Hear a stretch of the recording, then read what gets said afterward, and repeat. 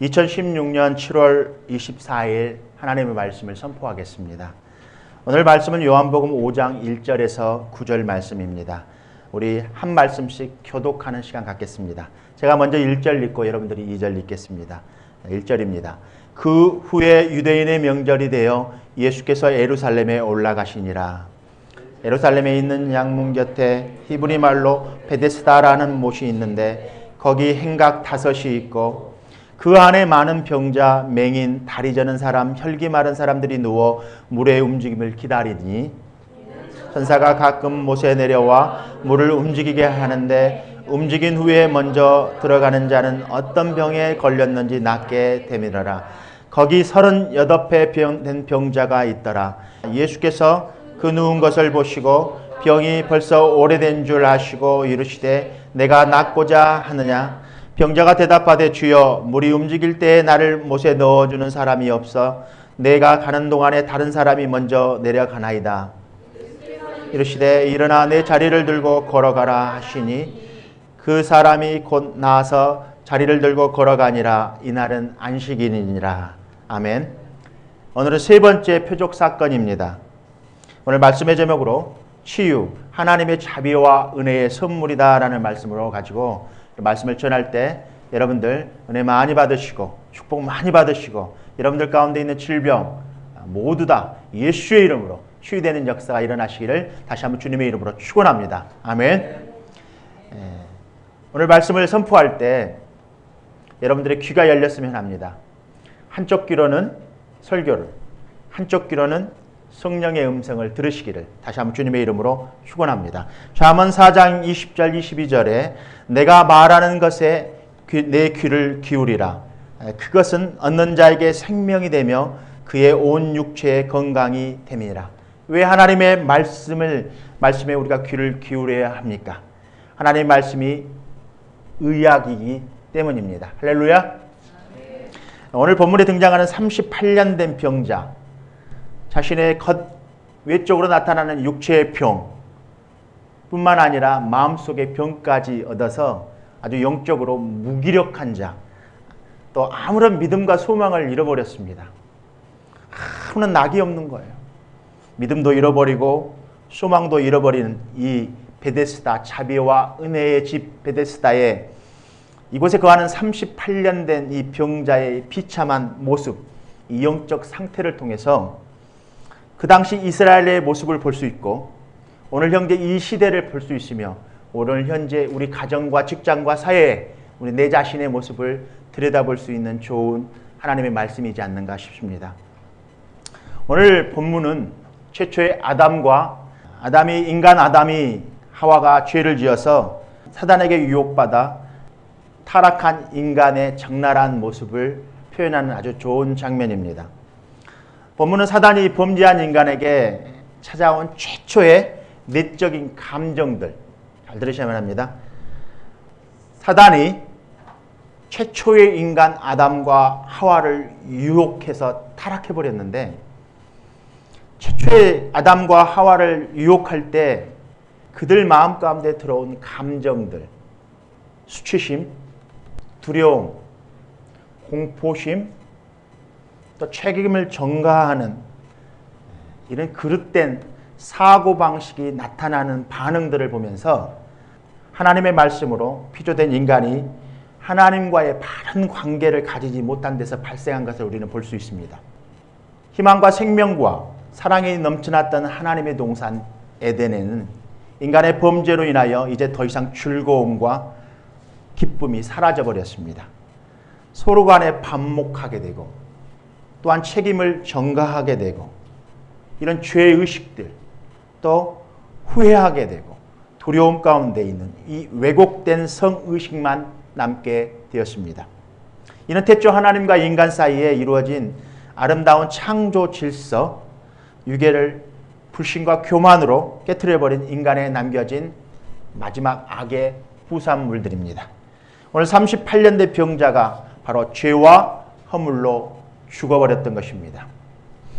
결론의 말씀으로 표적이 주는 영적 교훈이 무엇인가 한번 들여다보고자 합니다. 두 번에 걸쳐서 많은 마태복음, 마가복음, 누가복음에 나오는 예수님의 공생의 기간 동안 사역 가운데 많은 부분들 믿음으로 병이 치유되는 것들을 보게 되었습니다. 요즘 병폐 중에 하나가 있다면 많은 사람들이 하나님의 치유를 잘 믿지 않는다라는 말입니다. 하나님이 예수의 이름으로 명령할 때 이미 그 사람 마음 가운데 병은 치유되지 않을 거야 라는 잘못된 그릇된 사고 방식들, 또한 처음 아담이 하와가 사단으로부터 유혹받아서 우리 마음 가운데 감정들 가운데 이 수치심, 죄의식, 또 두려움, 공포 이런 것들은 우리의 감정들 안에서 드러나는 반응을 보면은 우리가 다 알 수 있습니다. 우리 옆 사람들 한번 이렇게 툭 한번 쳐보십시오. 어깨를 한번 이렇게 펴보겠습니다. 옆 사람들 한번 미워하면 어떤 현상이 빚어집니까? 옆 사람들에게 거짓말하면 어떤 현상들이 벌어집니까? 옆 사람들을 죽이면 어떤 현상이 주위에 벌어집니까?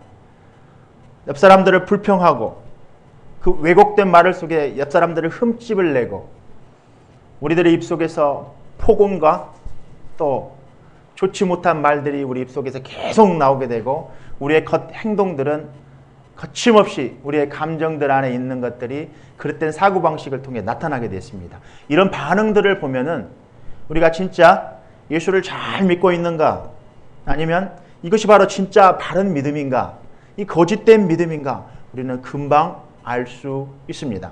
그러나 많은 사람들은 자기들의 믿음이 정말 바른 믿음인 것처럼 착각하고 교리에 의해서 많은 부분들 하나님의 믿음에 대한 것들에 대해서 많이 상실해버린 것들을 보게 됩니다.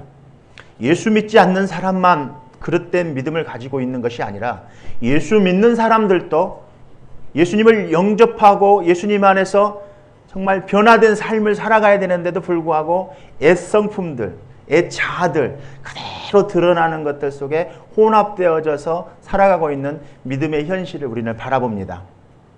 그런 일그러진 우리들의 모습, 사단이 우리들의 모든 것들을 빼앗아버리고 우리의 영적 마음들을 다 왜곡시켜서 이런 감정들이 우리 안에 드러나게 되는 이런 상태들을 우리는 보면서 우리가 얼마만큼 죄를 지음으로써 우리가 죽게 되는 역사, 죄와 허물로 죽어버린 우리의 영혼의 마음의 상태들을 통해서 얼마만큼 하나님 형상에 만들어졌던 형상에 일그러져 있고 왜곡되어지고 깨져 있는가를 우리는 볼 수 있습니다. 무엇을 통해서? 우리 안에 들어있는 감정을 나타나는 그릇된 사고방식들을 통해서 우리는 우리 자신을 보면 알 수 있습니다. 대부분 예수 믿는 사람들이 예수만 믿으면 천국 간다는 그런 그릇된 사고방식을 가지고 있습니다. 맞지요? 예수 믿으면 천국 갑니다. 예수 믿어서 천국 가기 위해서 예수 믿습니다. 그러나 일상적인 삶 속에서 가정생활, 직장생활, 사회성에서 많은 부분들 얼마만큼 사단에게 이렇게 노출되어서 살아가고 사단의 지배 아래에서 살아가고 있는 것들을 잘 인식하지 못하는 것들을 우리는 보게 됩니다. 그래서 오늘 우리는 죄로 인해서 우리 안에 손상되어진 이런 처음 수치심들, 이런 수치심으로 인해서 하나님의 형상이 다 깨져버리고 이런 두려움 때문에, 이런 두려움으로 인해서 나타나는 부정적인 우리의 그릇된 사고방식들을 통해서 얼마만큼 하나님과의 관계가 깨지고 또 사람들과의 관계가 깨지는가를 보면서 우리가 정말 예수를 잘 믿고 있는가, 예수 안에서 정말 하나님의 형상을 회복되어 가고 있는가, 사단의 권세 아래에서 예수 안으로 이렇게 들어와 있는 자인가를 분명히 알 수 있는 좋은 본보기지 않는가 싶습니다.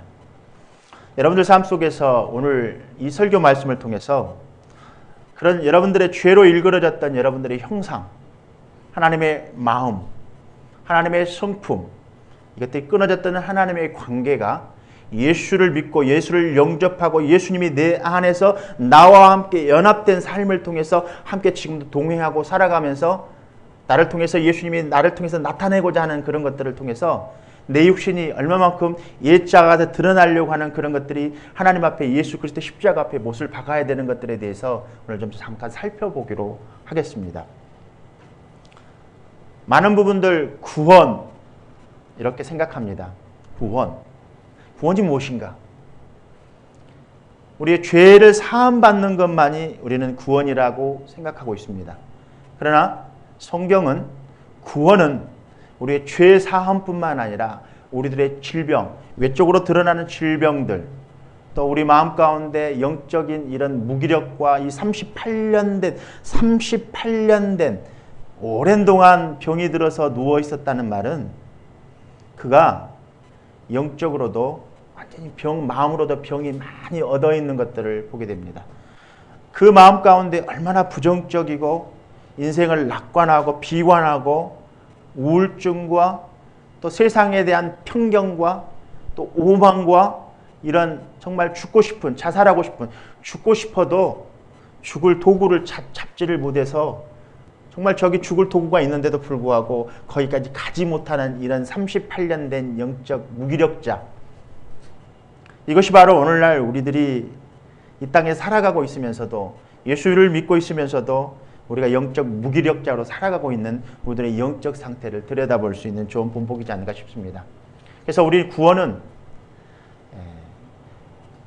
우리의 죄만 사함받고 이 땅에서 하나님 나라로 가는 것이 아니라 우리의 육체와 또 육체의 겉모습들과 우리 내적인 영적 상태들까지 건강해져서 우리 가정에서 또한 우리 직장에서 우리 사회에서 이런 구조들의 병폐 속에서 얼마만큼 우리가 회복돼야 되는지 또 정말 되살아나야 되는지 새롭게 되어서 주님 안에서 영적으로도 살아나고 육적으로도 다시 살아나서 새롭게 되는 역사가 여러분들 안에 오늘 있었으면 합니다.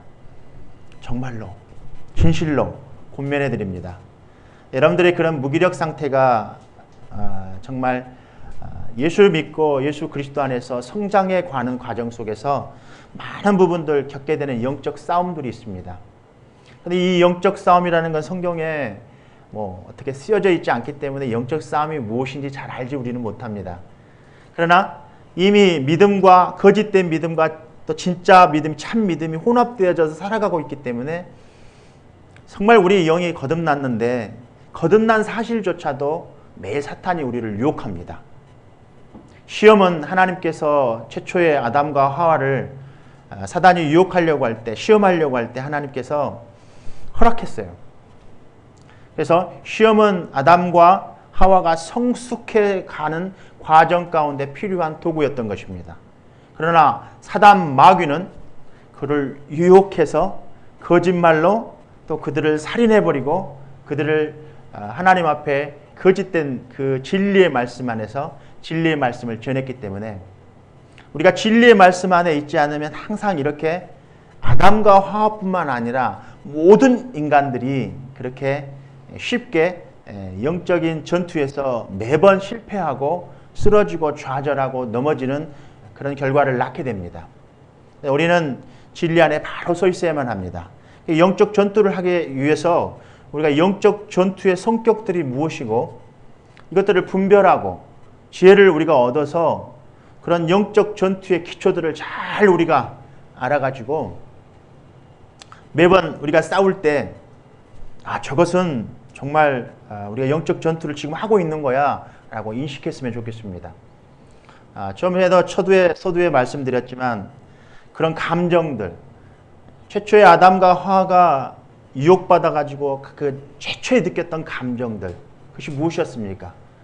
수치심이었습니다. 수치심. 그리고 두려움이었습니다.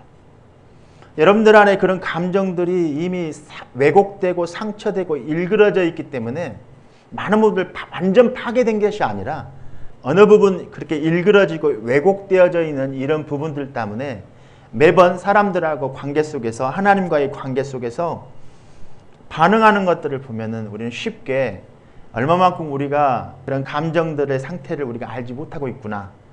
이것이 사단이 우리를 공격해 와서 우리가 그런 것들을 매번 그랬던 사고방식이 가정 안에서 부부간에서 자녀들 관계에서 또 가깝게는 직장에서 학교에서 그런 것들이 일어나면서 사람들과의 사람들 사이에 불신이 일어나고 배반이 일어나고 또 결국에는 살인까지 이어지는 집단 살인을 하게 되고 집단 자살하게 되고 이런 가족 공동체 안에서 직장 공동체 안에서 또 교회 공동체 안에서 일어나고 있는 많은 타락의 불순물들을 우리는 많이 발견하게 됩니다.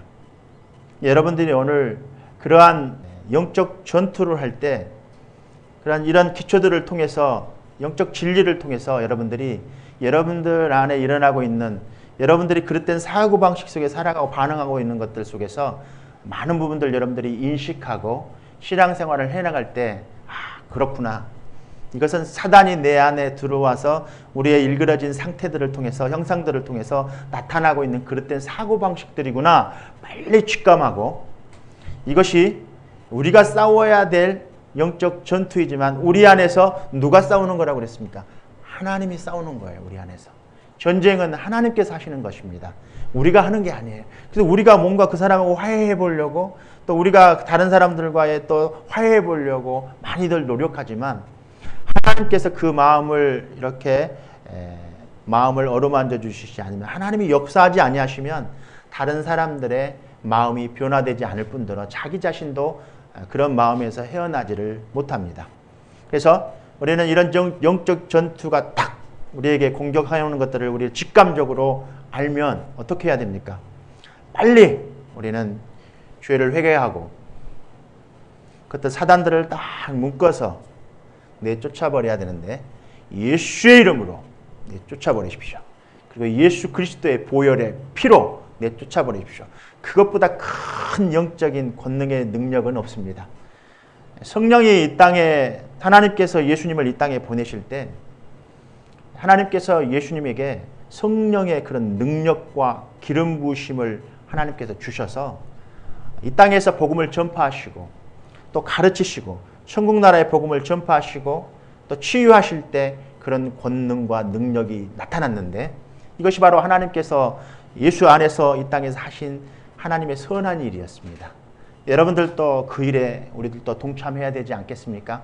그러나 우리들도 하나님처럼 하나님이 예수님을 이 땅에 보내셔서 성령과 능력과 기름 부으심을 다 허락하시고 이 땅에서 그 선한 일들을 하셨는데 그것이 무엇이었습니까? 선한 일들이 기껏 밥이나 퍼주고 당연히 밥 퍼줘야죠. 밥을 퍼주어서 또 홈리스들 구제해야죠. 또 홈리스들이 변화되어야 되죠. 당연합니다. 그런데 그것 먼저 하기 전에 여러분들에서 가정 안에서 여러분들 자신이 먼저 하나님 앞에서 그렇구나. 예수를 내가 믿는 그 순간 예수가 내 안에 들어와 있으면 예수님이 내 안에서 동일하게 하나님이 예수님에게 기름 부어주신 성령의 권능과 능력과 기름 부으심을 통해서 성령이 충만한 가운데 복음을 전하고 천국 복음을 가르치고 또 치유를 할 때 우리들의 믿음이 성장해가고 그럼을 통해서 선한 일을 할 때 그 선한 일 속에 하나님께서 하신다는 사실을 우리는 매일 하나님 앞에 외치는 거죠. 하나님 감사합니다. 내 삶 가운데 이런 일이 일어날 수 있게 해주셔서 감사합니다. 이것이 믿음이었군요. 이것이 믿음이었군요. 믿음에 대한 그런 순종과 역사가 여러분들 밥 퍼주는 그곳에서 일어나는 것이 아니라 당연히 그곳에서도 일어납니다. 또 선교 현장에서도 일어납니다. 세계 어느 곳을 가든지 하나님이 계시지 않는 곳은 없습니다. 여기도 하나님이 계시고 저기도 하나님이 계십니다. 하나님이 영원 전부터 영원 후까지 함께 하시고 그분은 불변하시기 때문에 지금 이스라엘에 지금 38년 된 베데스다 자비와 은혜의 집, 이 베데스다의 집에서 일어났던 이런 기적과 이적, 다른 복음서에 대해서는 거의 대부분 믿음이 있어야만 일어난 사건들이었습니다. 그러나 오늘 베데스다 연못에서는 하나님의 그냥 그 자비하심, 그 은혜, 긍휼하심, 불쌍하심, 그 부르심이었습니다. 많은 병자들이 있었지만 그 중에서 38년 된 병자를 하나님이 부르시고 그를 치유하시는 과정 속에서 오늘 우리들에게도 우리가 믿음이 있어서 죄가 있어서 나는 그거 치유받지 못할 거야. 나는 믿음이 없어서 나는 그렇게 할 수 없을 거야 라는 그런 부정적인 감정들, 이런 수치심과 두려움 때문에 부정적인 그릇된 사고방식을 가지고 있는 여러분들에게 오늘 예수님이 찾아오실 것입니다. 여러분들 마음을 만지실 거예요. 그리고 여러분들 그동안 신앙생활이 정말 내가 예수 그리스도를 믿고 새롭게 되었는데 그런 새로운 피조물로서 인식하지 못하고 삶 속에서 그러한 행동과 그릇된 사고방식들 속에서 정말 우리가 영적 전투를 하고 있는다는 그 사실조차도 인식하지 못하고 살아가고 있는 우리들의 그릇된 이 믿음 체계가 여러분들이 오늘 말씀을 통해 이 진리 안에서 새롭게 되어지기를 다시 한번 주님의 이름으로 축원합니다. 여기 자동차가 한 대 있습니다. 우리 자동차를 대부분 운전은 잘하고 다닙니다. 그러나 저부터도 자동차에 대한 설명서를 잘 읽지 않아서 자동차의 버튼들이 요즘 기계장치들이 참 복잡합니다. 전기장치들도 복잡합니다. 기껏 저 타이 하나 교체할 정도, 또 오일 하나 갈 정도의 수준밖에는 되지 않습니다. 그만큼 차에 대해서 너무 무지합니다. 그래서 차에 대해서 우리는 알려면 어떻게 해야만 합니까? 자동차의 설계도가 필요합니다. 자동차의 설명서가 필요합니다. 그러나 정말 심하게 자동차가 파손되어져 버리면 어떻게 해야만 합니까? 그 자동차를 고쳐야 되는데 전문가의 손길이 분명히 필요합니다. 그런데 요즘 차들이 하도 다양하고 전기장치가 복잡해지고 업그레이드 되다 보니까 자동차 정비업소 하는 곳에서도 기술의 높낮이가 굉장히 심한 것들을 보게 됩니다. 특히 이민 땅에 와보니까 자동차에 고치는 수준이 굉장히 낮은 것들을 봅니다. 어떤 사람은 굉장히 잘 고치는데 어떤 사람은 잘 고치지 못한 것들을 봅니다. 그렇습니다. 자동차를 잘 고치기 위해서는 자동차를 잘 아는 사람에게 가지고 가야 됩니다. 이 자동차를 잘 알려면 자동차의 설계도, 설명이 필요합니다. 동일하게도 우리 인간도 우리 몸이 어디가 고장나고 우리 몸의 어느 부분이 기능이 파손됐다는 것을 우리가 인식할 때는 이미 늦은 것입니다. 대부분 사람들이 자기 병이 들어서 병을 알 때에는 이미 많은 부분들 우리 부분이 일그러져 있다는 것을 알게 됩니다. 우리가 예수님이 우리를 부르시고 처음 우리가 우리의 형상이 하나님의 형상에 일그러져 있다는 사실을 알게 된 사실이 여러분들 언제였습니까? 여러분들의 형상이 하나님 형상대로 만들어졌다는 그 사실조차도 모르고 지금까지 살아왔는데 하나님이 나를 창조하신 분인 이 창조의 질서 안에 우리가 들어있는데도 불구하고 왜 하나님 우리를 창조하셔서 어떻게 우리를 창조의 형상대로 우리를 하나님 나라 안에서 하나님 우리를 보호하시고 지켜주시고 인도하시고 보호하시는 것에 대해서조차도 우리는 좀 알지 못했습니다. 그러나 하나님을 우리가 만나는 그 순간 우리가 하나님이 우리를 만드셨구나. 하나님이 나를 창조하셨구나. 하나님의 형상으로 나를 창조하셨구나 하는 것을 예수를 믿을 때 우리는 알게 되었는데 다 한 것이 아니었다는 사실입니다. 우리가 예수 믿을 때 처음부터 성경을 한번 100번 내가 읽어보고 내가 예수 믿어야지 이 성경 2000번 읽고 내 예수 믿어야지 하는 분 여기 계신 분 중에 계십니까? 저는 그랬습니다. 저는 처음 예수를 믿을 때 정말 보이지 않는 예수님을 믿으려고 하는데 너무 이게 만져지지를 않는 거예요. 정말 도마처럼. 예수님, 저도 한번 예수님을 만져보고 싶습니다. 예수님께서 몇 년의 시간 동안 저를 이끄시고 보호하시고 하나님께 저를 찾아주시고 만나주셨는데 저는 그 사이에 성경을 여러 번 읽었습니다. 그러면서 성경을 읽으면서 진리가 이 성경 안에 있구나 하는 사실을 알게 되었고 그 하나님, 좋으신 하나님, 선하신 하나님, 그 성령 하나님을 통해서 하나님을 만나게 되었고 그 주님을 나의 주님으로 모셔드렸습니다. 그렇습니다. 우리가 그 예수님을 믿고 난 이후에도 하염없이 내 자신을 돌이켜보니까 옛 그릇된 사고방식 속에서 그대로 살아가는 것들을 보게 되었습니다. 저는 모태신앙도 아니고 처음부터 저희 부모님이 예수를 잘 믿었던 분들도 아닙니다. 저희 가족들 중에 단 한 사람도 예수 믿는 사람이 없었습니다. 오직 저희 아버님 형제 중에 고모님 한 분 예수를 믿었는데 그 고모님은 죽기 전 너무나 저에게 예수를 잘 믿어보라고 그렇게 권했던 참 선하신 고모님이셨습니다. 예수님처럼 이 땅에서 참 선한 일을 많이 하셨습니다. 그러나 저희 고모가 이제 죽음에 임했을 때 소천하셨습니다. 그래서 장례 예배를 치르는 3일 동안에 이미 죽어 있었습니다. 그 고모가 이제 시골에서는 지금 도시에서는 장례식장에서 이렇게 장례를 치르지만 시골에서는 상여가 나갑니다. 3일이 지난 다음에 상여에다가 관 속에 들어있는 시신을 가지고 장지로 이동하게 되죠. 웬일입니까? 상여 속에서 쿵쿵쿵 소리가 나는 거 아니겠습니까? 3일 만에. 우리 고모는 다시 살아났습니다. 그로부터 15년을 더 사시고 우리 충만히 저희 아들이 태어나서 얼마 안 있어서 저희 고모님이 다시 소천하셨는데 그렇습니다. 그런 가까운 제 고모의 인생 속에서 저는 무엇을 발견했습니까? 그 고모의 삶을 들여다보게 되지 않겠습니까? 예수 믿는 사람은 저렇게 믿어야 되는구나. 그런데 또 다른 많은 사람들을 주위에서 보게 되면서 예수 믿는 사람들의 삶을 계속 관찰을 했습니다. 그러나 그렇지 못한 사고방식과 그릇된 사고방식에 반응하는 것들을 보게 되면서 제 자신도 예수 안에 들어와서 많은 분들 예수를 알고 진리를 알고 예수님을 나의 주님으로 영접하고 성령을 체험하고 기도하고 그런 자였다 할지라도 제 자신 속에 매일매일 반복되어지는 그릇된 사고방식이 나오는 것들을 보면서 매번 여러 번 저를 반응하게 만들면 화가 나죠. 얼굴이 달라집니다. 왜 이런 현상들이 일어나게 됐을까? 저는 많은 부분들 성경을 보게 되었고 진리를 알게 되면서 이런 많은 부분들이 사단이 우리 안에 이미 우리의 형상을 하나님의 일그러진 형상, 하나님과 교제를 끊어버리게 하고 하나님과 교제 안에서 진리 안에 떠나게 했을 때 일어나는 현상들인데 우리가 진리 안에 있었어도 이러한 많은 부분들을 오해하고 인식하지 못하는 결과에서 일어나는 악의 부산물들이구나 하는 것을 알게 되었습니다.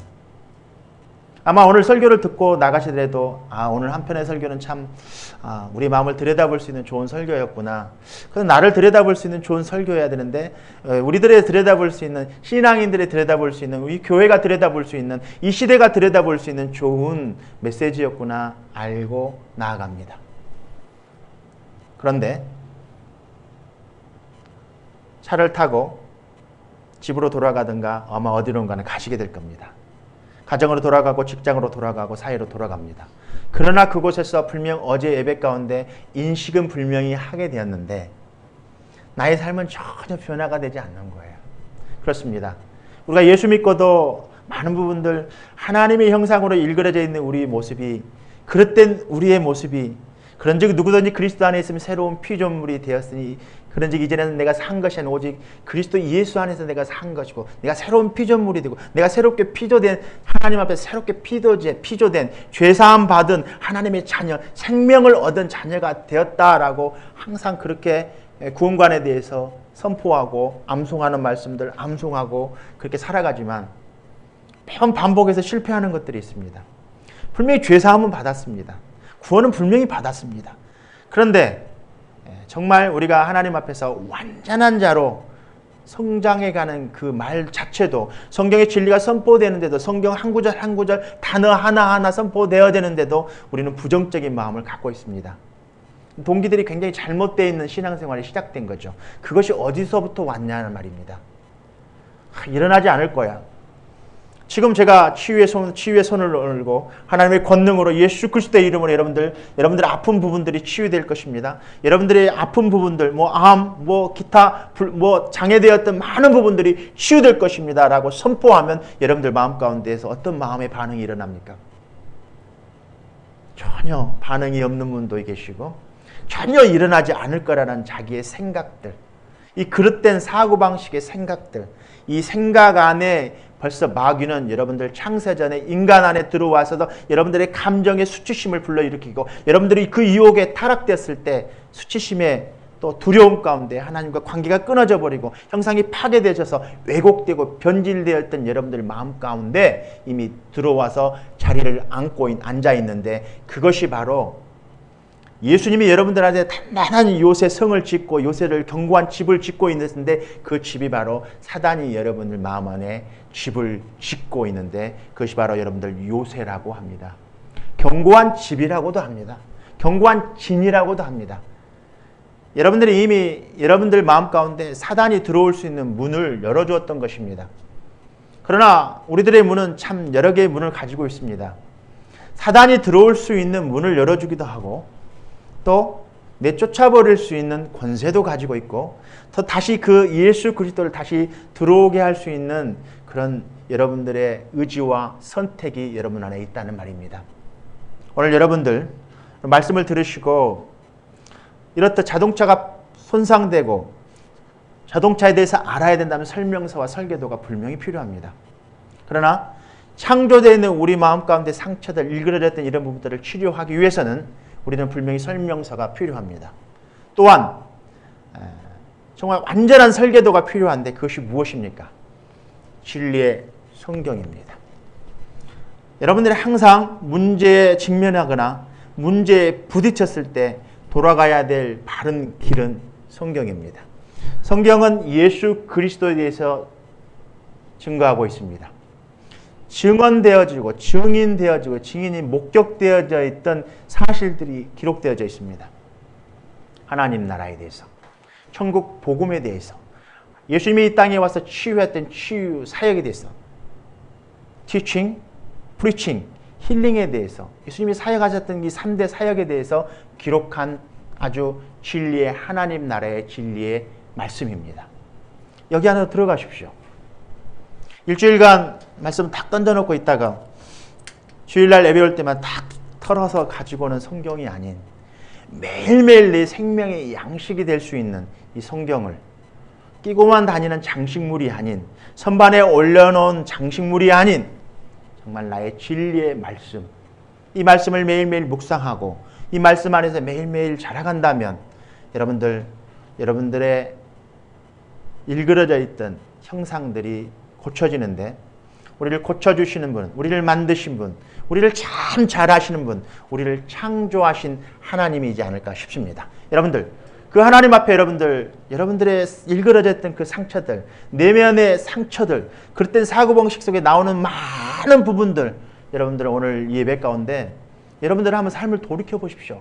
왜 이런 것들이 우리 안에 들어와서 이런 것들 속에서 가정 안에서 파괴시키고, 또 직장 안에서 직장을 파괴하고, 사회 사람들끼리 파괴시키고, 교회가 교회를 파괴하고, 서로가 분리되어지고 분열되어지고, 왜곡된 신앙생활 안에서도 자기 신앙은 옳은 것처럼 살아가고 있는 그런 신앙의 모순된 신앙 속에서 얼마만큼 마귀들이 우리 안에서 정말 영적 전투할 때 이미 승리하신 그 주님 안에서 우리가 나아가는 거 아니냐, 승리하신 그 주님 안에 있으면서도 승리했다는 그 진리의 복음을 들었으면서도, 그 기쁨의 복음을 들었음에도 불구하고 그것이 안 믿어지는 거예요.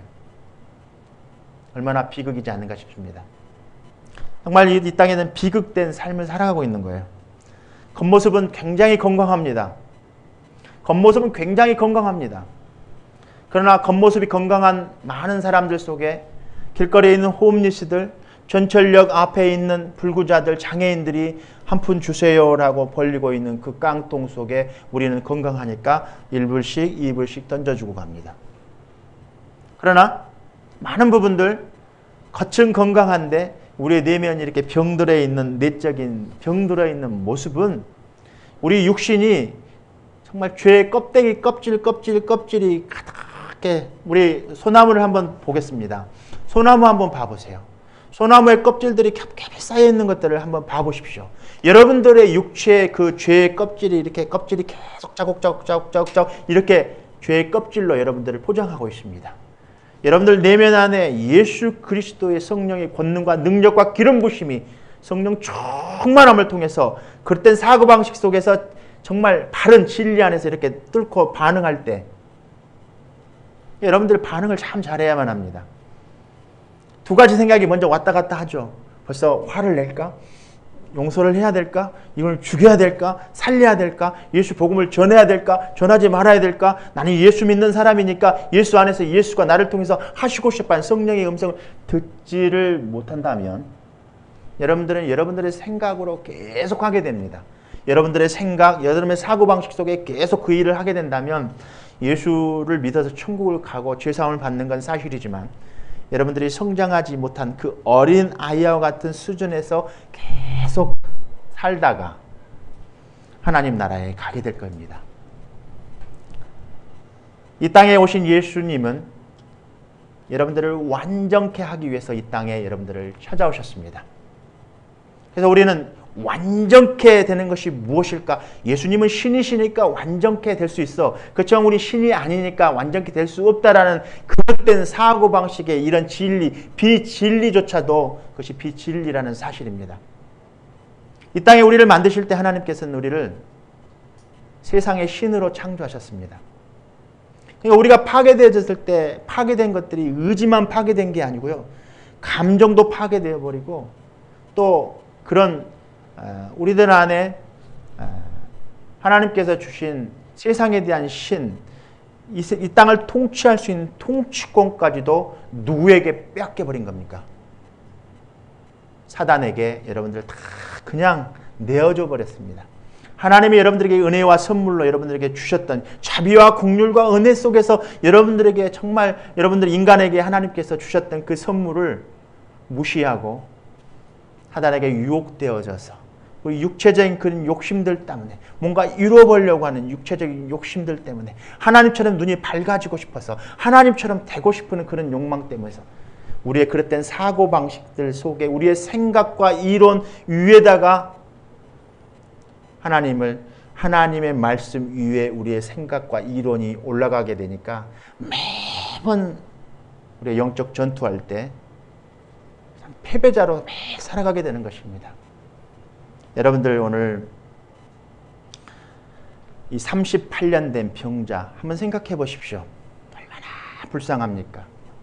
그 묻에 들어가면 나올 수 있는 베데스다 못에 물이 움직일 때 들어가기만 하면 낫는데 그 들어가는 것조차도 몸이 불구해서 들어갈 수 없는 그 상태. 겉만 병이 든 게 아니라 내적으로도 병들어 있는 그 38년 된 병자. 자기가 병들어 있는 것조차도 인식하지 못하고 살아가고 있는 좌절과 비관 속에 살아가고 있는 그 38년 된 병자. 예수님은 치유자이십니다.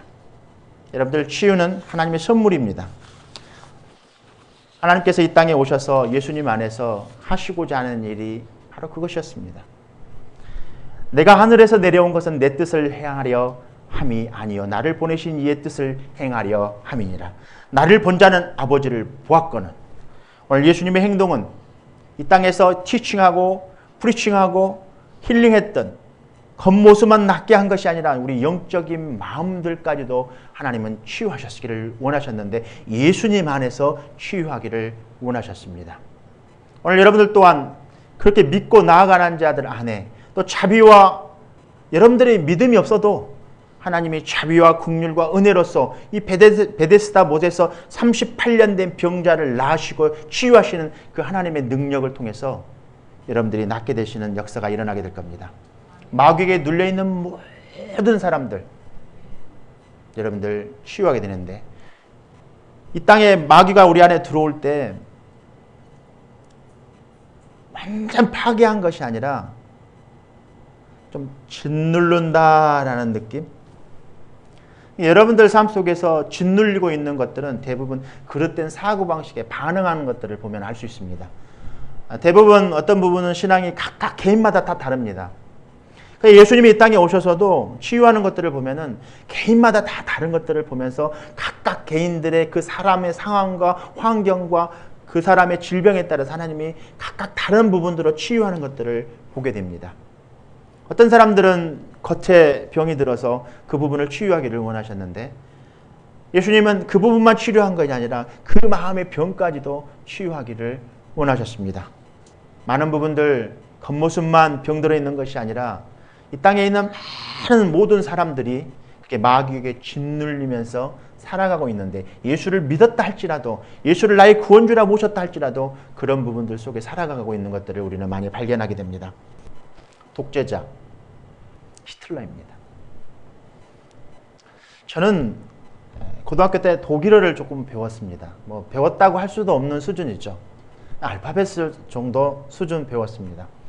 그래서 저는 항상 TV에서 히틀러가 이렇게 항상 이렇게 하는 것을 보면서 여러분들 이거 하면 뭐가 생각납니까? 뭐가 생각나세요? 하이 히틀러라고 여러분들 들어서 알고 계실 겁니다. 맞습니까? 맞습니까? 네, 틀렸습니다. 죄송합니다. 하이가 아니고요. 하일이더라고요. 하일. 하일. 이 하일의 뜻을 제가 이렇게 지금은 이 말을 잘 사용하지 않습니다. 독일에서조차 이 말을 사용하지 않습니다. 히틀러라는 말 사용하지 않습니다. 하일이라는 말을 잘 사용하지 않는데 이 하일이라는 말 속에 굉장히 좋은 의미가 들어 있습니다. 칭송하다, 충성스럽게 뭐 이런 말이 들어있는데 구원에도 그런 뜻이 있지 않습니까? 하나님이 우리를 구원하신 것은 죄를 사하는 것도 구원이지만 우리의 질병을 치유하시는 것도 구원입니다.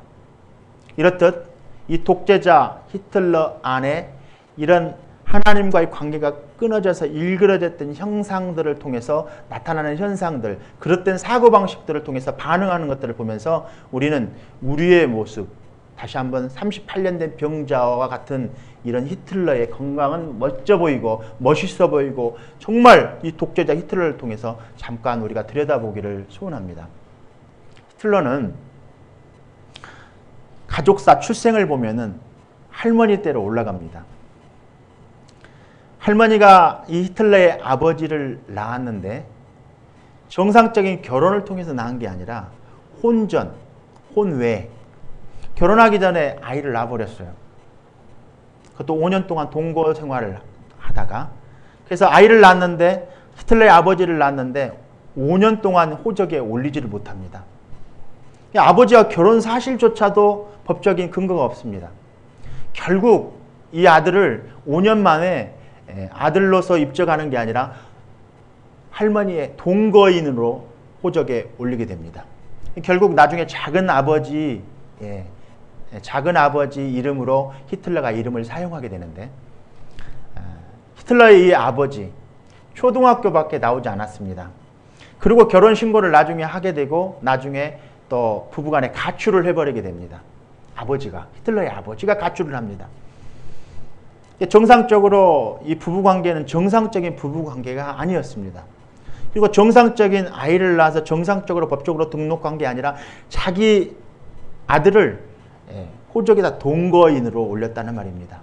이 아버지의 삶을 한번 들여다보겠습니다. 첫 번째, 결혼을 하는데 직장에서. 근데 아버지는 참 초등학교밖에 나오지 않았는데 참 똑똑한 사람인 것 같아요. 초등학교밖에 나오지 않았는데 나중에 세무소장까지 하게 됩니다. 그만큼 세무서장이죠. 말을 수정하겠습니다. 소장이 아니고 서장입니다. 첫 번째, 직장에서 20살 많은 연상과 결혼합니다. 그런데 그 여자가 죽기 전 병상에 누워있는 그 상태에서 바람을 피웁니다. 두 번째 아내를 그때 이미 두 번째 아내와 혼의 정사를 하고 있었죠. 첫 번째 부인이 죽게 되면서 많은 재산을 상속받게 됩니다. 그런데 이제 두 번째 부인입니다. 두 번째 부인도 마찬가지였습니다. 두 번째 부인이 죽기 전 똑같은 첫 번째 부인과 똑같은 상황을 연출합니다. 이 세 번째 부인에서 난 자식이 히틀러입니다. 그런데 이 세 번째 난 자식의 부인에서 난 이 자식이 히틀러인데 세 번째 부인이 누구냐는 말입니다. 자기 누나의 조카입니다. 근친 상간을 하게 돼서 난 자식입니다. 그래서 이 히틀러가 그런 출생의 비밀을 안고 태어났습니다. 그래서 1차 세계대전이 발발하면서 히틀러는 이제 전쟁에 참여하게 되는데, 전쟁에 참여하면서 히틀러는 큰 어떤 특징을 나타내지 못합니다. 그러나 죽지 않고 살아 있었습니다. 많은 사람들이 죽었는데도 불구하고 히틀러는 죽지 않았습니다. 죽지 않게 된 이유가 많은 일들을 잘 해냈는데 훈장을 받고 진급을 해야 되는데 진급을 하지 않습니다. 자기가 그런 진급을 하지 않고 살아남기 위해서 살아납니다. 그런데 전쟁에 대한 공포증을 앓게 됩니다. 그래서 결국에는 후송되어져서 치료를 받게 되는데, 결국 많은 부분들 히틀러가 나중에 이 파시즘 정권을, 나중에 전쟁이 끝나고 파시즘에 대한 그런 이념들을 배우게 되면서 결국 독재를 하게 되는데, 결국 마지막 이 히틀러의 마지막이 참 중요합니다. 많은 부분들 히틀러는 결혼을 늦게 하죠. 굉장히 금욕적인 삶을 삽니다. 어떤 이유였는지는 잘은 모르겠습니다. 그런 병적인 이유가 있었다고 합니다. 결국 마지막에 결혼을 하게 되었고, 마지막 죽게 되는 상황이 어떤 상황이었냐면 수치심 때문에 자살을 하게 됩니다. 마지막에 결혼한 여자도 이제 자살을 하게 되고 결국에는 자살로 끝나게 되는데, 히틀러의 생가의 집 앞에 써져 있는 비문은 그를 뭐 기념하기 위해서 쓰여진 비문이 아니라 이 파시즘 때문에 수백만 명의 죽음으로 몰고 간 히틀러를 기억하면서 다시는 그런 일들이 일어나지 않기를 소원하는 바에서 그 비문에 그렇게 쓰여져 있는 것들을 보게 됩니다. 한 인간의 삶 속에서 얼마만큼 하나님과의 관계가 끊어지고 진리가 끊어지고 그런 감정들, 정말 그릇된 감정들, 거짓된 감정들, 이것이 누가 안에서 들어와서 이 요새 안에서 그릇된 사고방식을 짓고 살아가는가 우리는 알 수 있습니다. 우리는 창세기로 돌아가 보면 아담과 하와가 범죄를 하게 되어서 결국에는 범죄를 하나님 앞에서 하게 돼서 거기에 대한 대가를 받게 되죠. 그러나 사단도, 이 사단이라는 이 사단이 마귀가, 원래는 마귀가 하나님의 천사였습니다. 하나님 자리를 넘보면서 쫓겨났는데 이 쫓겨난 이 마귀가 뱀을 유혹해서 아담 하와를 유혹하게 되는데 결국 어떻게 됩니까? 뱀이. 그러니까 마귀 하면 뱀의 상징적인 것이죠. 어떻게 됩니까? 흙을 먹으면서 배로 기어다녀야 되는 그런 고통을 안고 평생 살아갑니다. 여러분들 주위에 한번 봐보십시오. 뱀이 어떻게 기어다니는가?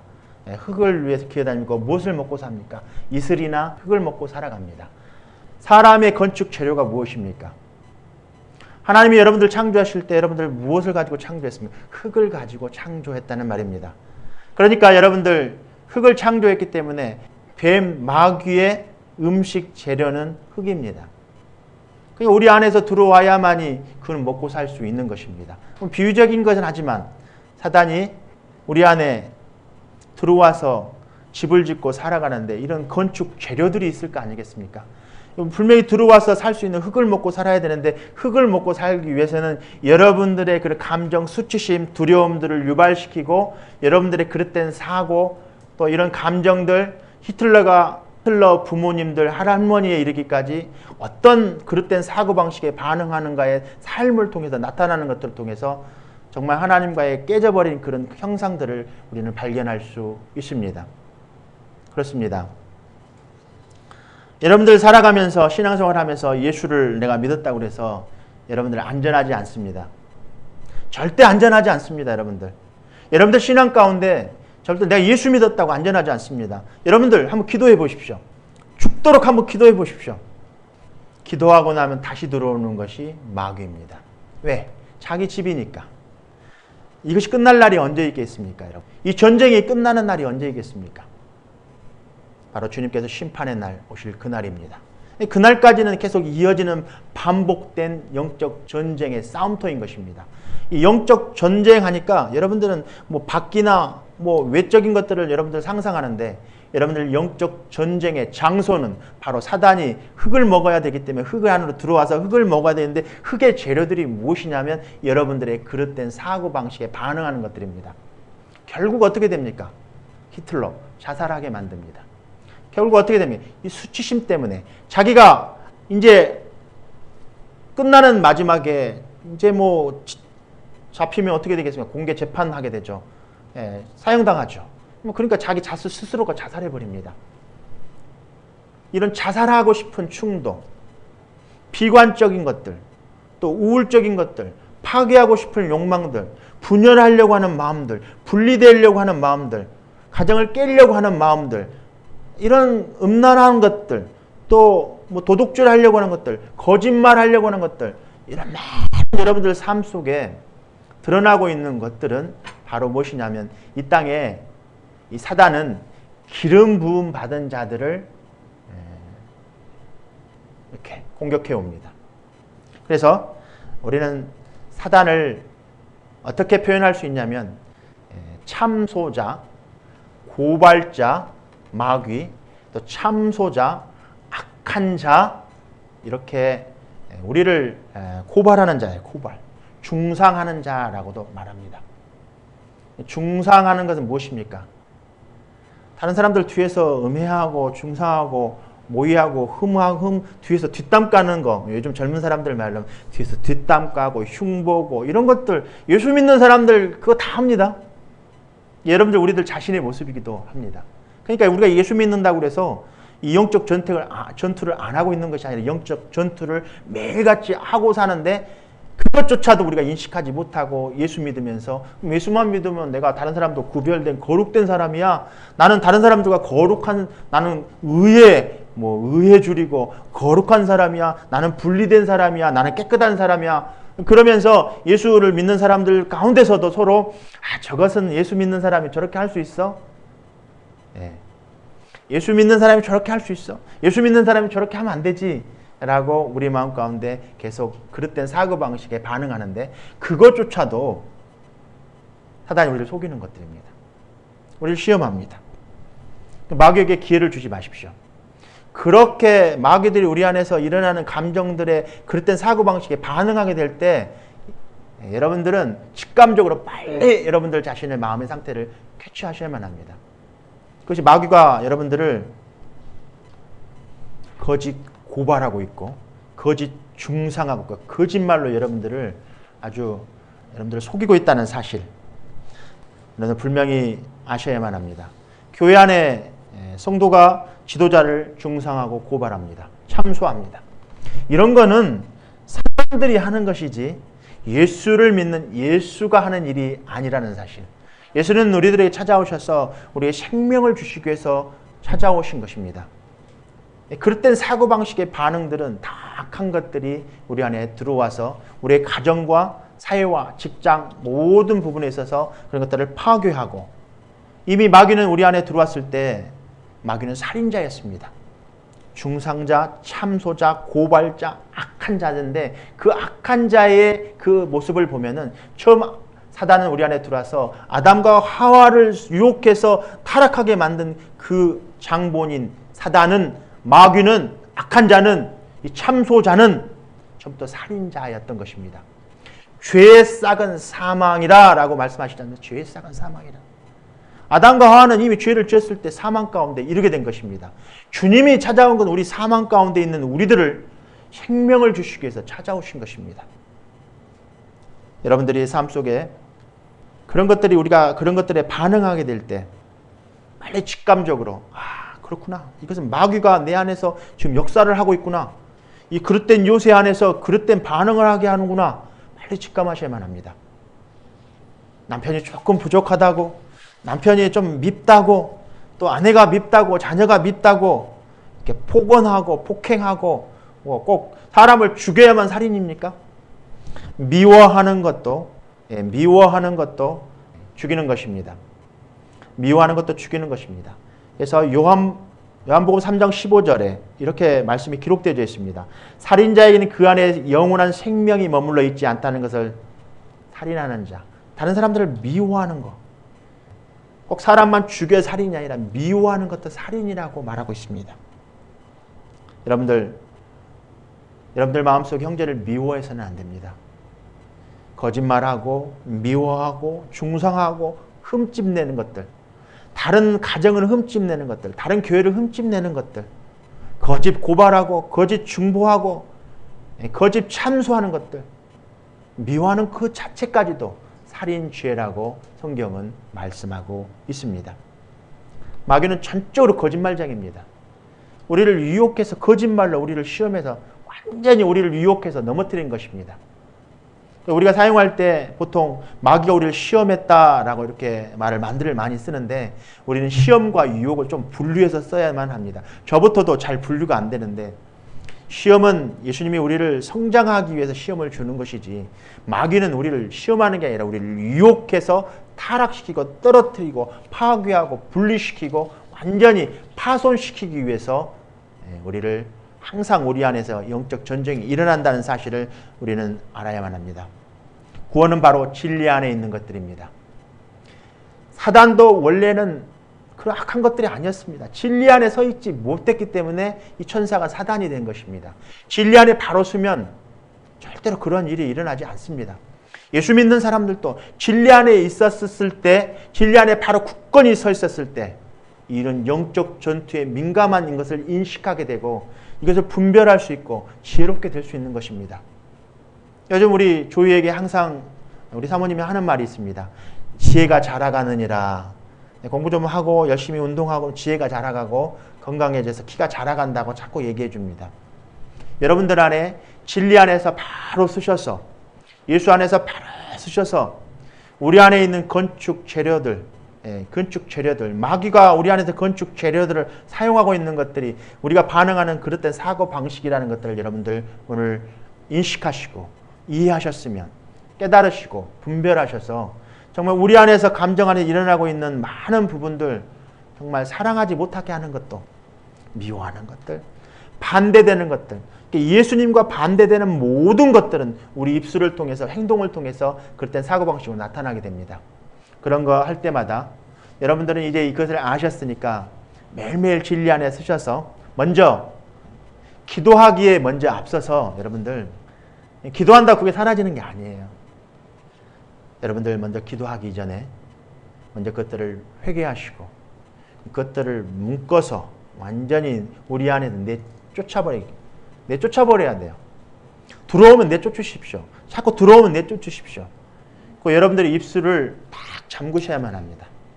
그 여러분들의 행동들 다 그런 감정들에 의해서 그릇된 사고방식으로 나타나는 것들입니다. 그런 것들을 내쫓아버리시고 마귀를 내쫓아버리십시오. 마귀가 우리 안에 들어오는 그 기회조차도 허용하지 마십시오.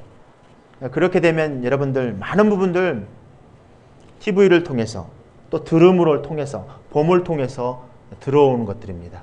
여러분들 안에 생각으로 지어진 그런 그릇된 사고방식의 체계들 여러분들 오늘 예수 진리 안에서 예수님 안에서 예수의 이름으로 다 물리쳐버리시고 쫓아버리시고 그렇게 될 때 여러분들 안이 깨끗해지면서 여러분들이 신앙생활을 하면서 늘 성령 충만한 가운데 여러분들이 동일하게 이제 그 예수님 안에서 여러분들 안에 그 예수님을 영접한 예수님 안에서 성령님이 말하실 때 기다리십시오. 행동을 먼저 앞서는 것보다 말을 먼저 앞서는 것보다 성령께서 하시는 말씀에 귀 기울이시고 또 성령께서 저 사람에 대해서 그냥 객관적인 입장만 여러분들 보지 마시고 저 사람이 뭐가 필요할까? 저 사람에게 지금 내가 선한 행동은 무엇일까? 빨리 직감하시고 돈이 필요하면 돈을 줘야 될 것이고 밥이 필요하면 밥을 줘야 될 것이고 저 사람은 먹고 사는 데는 문제가 없는데 뭐가 문제일까? 그렇습니다. 진리에 배고파하는 이들에게 말씀에 배고파서 영적 허기진 갈증 가운데 있는 사람들에게 생명의 폭포수 같은 이 말씀들을 전해 주십시오. 그리고 나누십시오.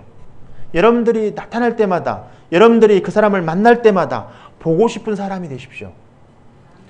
항상 어떤 사람을 생각할 때 저는 그리스도인이었는데 그 사람을 생각할 때마다 저 사람만 만나면 힘이 솟아. 저 사람만 만나면 나는 힘을 빼는 사람이야. 저 사람은 예수를 잘 믿는 사람 같은데 왜 나를 힘을 빼게 할까? 그런 그릇된 사고방식에 반응한 것들 때문에 그렇습니다. 많은 부분들 우리가 전도를 나가보고 예수 안에서 교제를 해보면 우리 안에 들어있는 그런 건축 재료들의 그런 것들이 쓰레기들이 쫙 퍼부숴 버리는 것들을 보게 됩니다. 그것들에 반응하실 때 여러분들 이것은 사단이 우리 안에서 하고 있는 일들이구나 직감적으로 파악하시고 분별하셔서 여기 안에 있는 요새들을 헐어버리셔야 되는데 단번에 헐리지 않는다는 거예요. 오랫동안 아주 깊고 높고 넓게 단단하게 쌓여 있는 이 안의 요새들이 그냥 무너지지 않습니다. 어떻게 무너뜨려야 되겠습니까? 계속 공격합니다. 그 부분을 놓고 공격하고 그 부분을 놓고 그러니까 우리의 자아가 새롭게 되었는데 새로운 피조물이 되었는데 예수 안에서 새롭게 된 새로운 피조물, 생명을 얻은 새로운 피조물이 되어서 예수님의 자녀가 되었는데 그 자아들의 성품들이 자꾸 그릇된 사고방식들이 나타나려고 할 때마다 드러나려고 할 때마다 그냥 보여지고 다른 사람들에게 그렇게 쓰레기들을 퍼부으려고 하고 또 쓰레기들이 들려지고 할 때 이런 과정들 속에서 여러분들은 이제 기도의 힘이 필요합니다.